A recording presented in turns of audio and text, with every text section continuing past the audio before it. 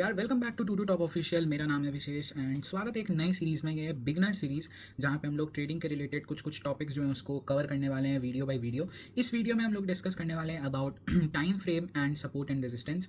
Time frame and support and resistance forex market में बहुत ज़्यादा हेल्पफुल होता है एंड इवन इंडियन मार्केट में भी। तो चलो फटाफट चलते हैं स्क्रीन के ऊपर और मैं तुम्हें बताता हूँ दोनों चीज़ की support resistance and time frames का क्या इंपॉर्टेंस होता है। तो जैसा कि तुम लोग देख सकते हो यहाँ पे जो है मैं आ गया हूँ गोल्ड के चार्ट पे। टीवीसी का यहाँ पे मैंने चार्ट खोला हुआ है, गोल्ड का चार्ट है ये।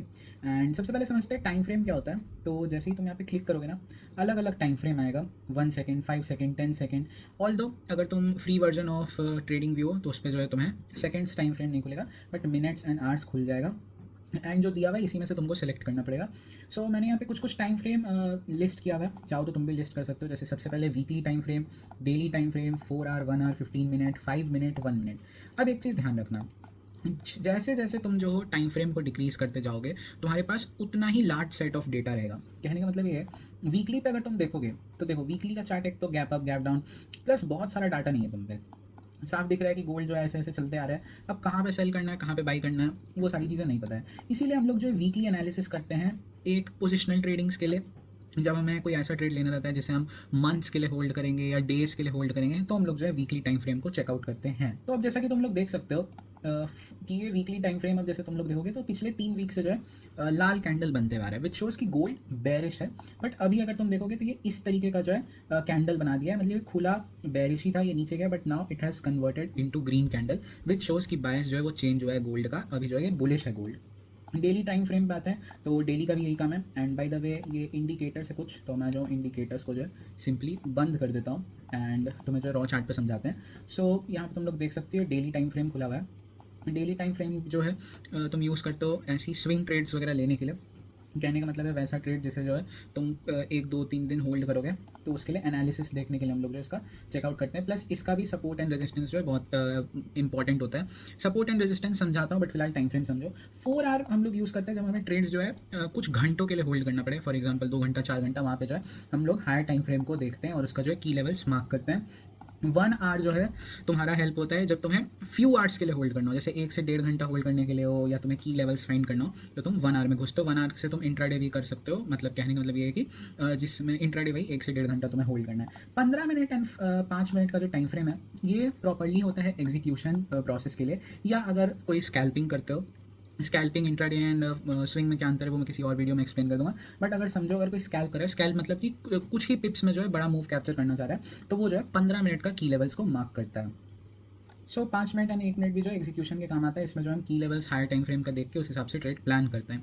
सो अब बात करते हैं टाइम फ्रेम्स के कुछ रिलेशन के बारे में। जैसे 4 आवर एंड 15 मिनट का जो है को रिलेटेड टाइम फ्रेम होता है। 4 घंटे का लेवल मार्क करो, 15 मिनट पे उसका एग्जीक्यूशन करो। 1 मिनट एंड 5 मिनट आर को रिलेटेड, 1 घंटे का की लेवल मार्क करो, 5 मिनट पे उसे एग्जीक्यूट करो। 15 मिनट एंड 1 मिनट, 15 मिनट का लेवल मार्क करो और 1 मिनट पे उसे एग्जीक्यूट करो। तो ये 3 जो है कोरिलेटेड टाइम फ्रेम्स है एक दूसरे के साथ। एंड हाँ, daily time frame and 4 hour time frame भी जो है को रिलेटेड है, मतलब डेली का लेवल मार्क करो और 4 आवर पे जो है उसे एग्जीक्यूट करो। सो आई होप तुम्हें जो है टाइम फ्रेम्स क्या होते हैं एंड इसके क्या क्या कोरिलेशंस होते हैं, क्या इंपॉर्टेंस होते हैं, ये तुम्हें अभी तक समझ में आ गया होगा। Now let's move forward to support and resistance. अब मैंने इस वीडियो में support, resistance and time frame को ही क्यों चूज किया, उसके पीछे रीजन ये है कि time frames and support and resistance दोनों दो को रिलेटेड टॉपिक्स है। कहने का मतलब ये है कि सपोर्ट रेजिस्टेंस तुम रैंडमली कहीं पे मार्क नहीं करते हो, बल्कि टाइम फ्रेम के अकॉर्डिंग मार्क करते हो। हायर टाइम फ्रेम का सपोर्ट रेजिस्टेंस जो है वो ज़्यादा वैल्यूएबल होता है rather than lower time frame का। अब सपोर्ट रेजिस्टेंस मार्क कैसे करते हैं वो समझते हैं।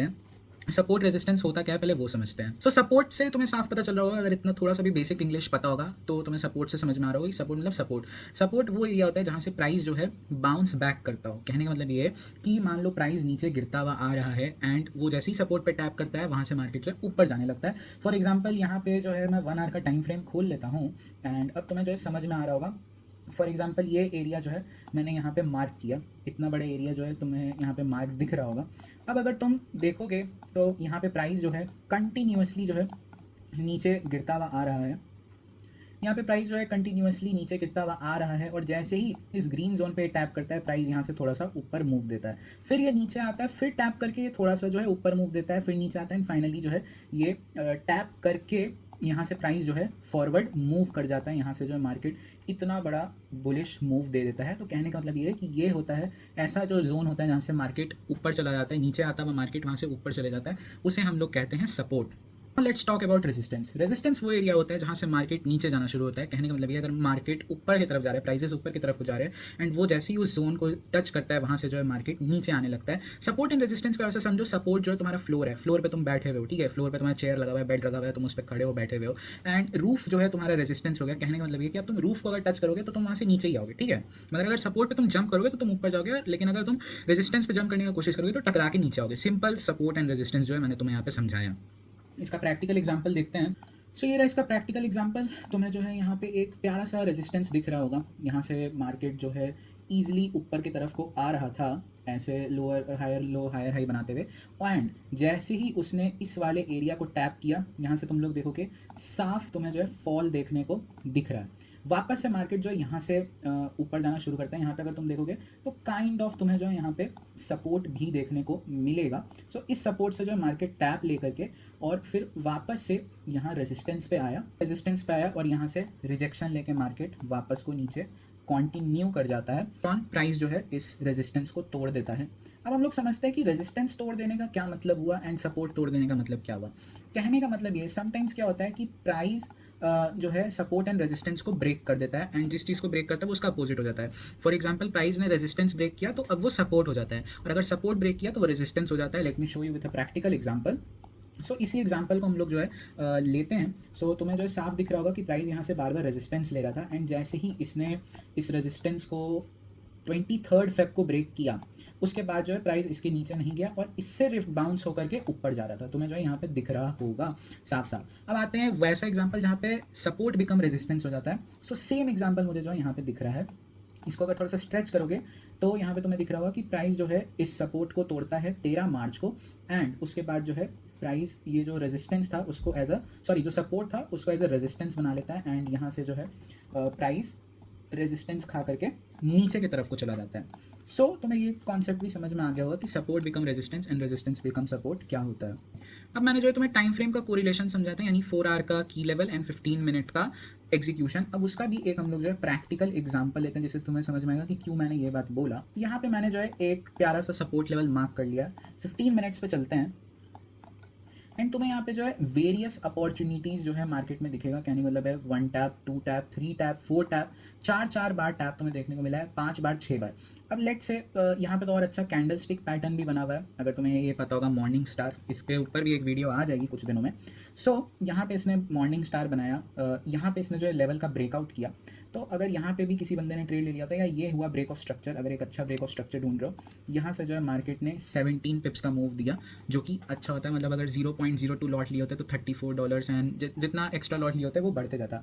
या कोई अगर इस मॉर्निंग स्टार को देख करके भी इस ट्रेड को ले लेता, यहाँ पे भी टोटल 28 पिप्स का मूव दिया, विच इज़ ग्रेट। तो इसीलिए मैं कह रहा था कि 4 आवर एंड 15 मिनट का टाइम फ्रेम कैसे रिलेटेड होता है। थोड़ा पास्ट में और चलते हैं। फॉर एग्जांपल, यहाँ पे मार्केट जो है कंसोलिडेशन कर रहा था, एंड यहाँ पे होता है एग्जैक्टली ब्रेक ऑफ स्ट्रक्चर। इस वाले लेवल पे जो है ब्रेक ऑफ स्ट्रक्चर होता है, एंड किसी ने लेट से यहाँ पे ट्रेड ले लिया, ये ट्रेड लेते हैं, ये स्टॉप लॉस रखते हैं जो रीसेंट लो है, एंड 1:2 का ट्रेड हम लोग रखते हैं, एंड यू विल सी कि सेम डे को ही जो है 86 पिप का ये मूव था, लिटरली 86 पिप का था। हालांकि स्टॉप लॉस भी 36 पिप का था, बट स्टिल अगर तुम देखोगे तो ये जो 86 पिप का मूव था, which is a great move, $86 भी बोल सकते हो। एंड जैसे जैसे प्राइस ऊपर चले जा रहा था, ये एक टाइम पे ब्रेक इवन ट्रेड भी बन चुका था। मतलब अगर ये नीचे आ भी जाता स्टिल कोई लॉस देखने को नहीं मिलता। तो तुम्हें समझ में आ गया कि क्यों 4 आवर का की लेवल एंड 15 मिनट का एग्जीक्यूशन इज को रिलेटेड। ऐसे ही 1 आवर और 5 मिनट्स पे भी होता है daily time frame, and 4 hour के भी टाइम फ्रेम में होता है। लोग जो है कुछ एडवांस सपोर्ट एंड रेजिस्टेंस के बारे में सीखते हैं। ऑल्दो ये पता नहीं किस बेसिस पे वर्क करता है, बट इट स्टिल्स वर्क। इसे हम लोग कहते हैं ट्रेंड लाइन। ट्रेंड लाइन एक अलग टॉपिक ही है, but still trend line is a kind of support and resistance. समझाता हूँ कैसे। चार्ट पे चलते हैं। मैंने यहाँ चार्ट पे 4 आवर के टाइम फ्रेम के चार्ट पे मैंने जो एक ट्रेंड लाइन ड्रॉ कर दिया, एंड ये ट्रेंड लाइन क्या समझा रहा है मैं तुम्हें साफ साफ समझाते हैं। देखो 1 touch point, 2 touch point, 3 touch point, 4 touch point, 4 बार टच हुआ। कहने का मतलब ये, प्राइस जब भी इस ट्रेंड लाइन को टच कर रहा है तो ये जो है प्राइस वहाँ से एक अप मूव दे रहा है, मतलब ये सपोर्टिंग ट्रेंड लाइन है। अब ध्यान रखना, इसे एज अ लकीर की डंडी जैसा मत ट्रीट करना कि उस पर टच ही होगा। तुम जो इसको एज अ पैरेलल चैनल करके भी एक आता है, वो वाला यूज़ कर सकते हो। तो यहाँ पे एक पैरेलल चैनल करके आता है, तुम्हें जो है कुछ नहीं सेम एरिया पे ड्रॉ करना है, इसको थोड़ा सा ऐसे कर देना है। अब तुम्हें जो इस जोन में जब भी मार्केट टैप करेगा तुम्हें ट्रेड मिलेगा। जैसे देखो ये 1 2 3 4 5 6 7, यहाँ पे 8 था, 9th, 9 बार मार्केट जो है सेम ट्रेंड लाइन से सपोर्ट लिया है। तो ये होता है advance support and resistance. Same तुम लोग रेजिस्टेंस में भी एरिया ढूंढ सकते हो एंड मेक श्योर करना कि जो लेटेस्ट टच पॉइंट है उसी को मेजर करो। जैसे ये तो कोई भी प्रीवियस चार्ट पे देख के बता सकता है कि हाँ ऐसा सा मार्केट जो है मूव दे रहा है। मैं तुम्हें अगर एक रीसेंट एग्जांपल दिखाऊं, सो लेट इमेजिन कि तुम जो हो यहाँ से जो है एक ट्रेंड लाइन तुम्हें दिख रहा है, तुम इस ट्रेंड लाइन को ड्रॉ कर देते हो, थोड़ा बहुत एडजस्टमेंट कर सकते हो। जैसे देखो मैंने यहाँ तक पूरा नहीं लिया, सो थोड़ा सा अंदर ले लिया, इस वाले पॉइंट को भी जो है मैंने इंक्लूड कर लिया एंड अब जो मैं इसको इस तरीके से खींच रहा हूँ, ठीक है। तो अब हम लोग ये एक्सपेक्ट कर सकते हैं कि प्राइस जब भी इस वाले डाउनवर्ड ट्रेंड लाइन को टच करेगा तो यहाँ से जो है एक बेरिश मूव हमें देखने को मिल सकता है।